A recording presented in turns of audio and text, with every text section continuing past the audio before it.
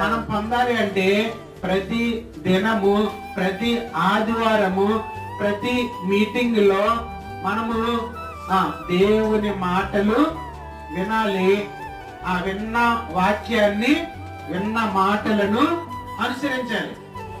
మీ అర్థమవుతుందా? విన్న వాక్యాన్ని అనుసరించాలి. మనం నేర్చుకోవాలి. నేర్చుకున్న వాక్యాన్ని మనం ఏం చేయాలి? అనుసరించాలి.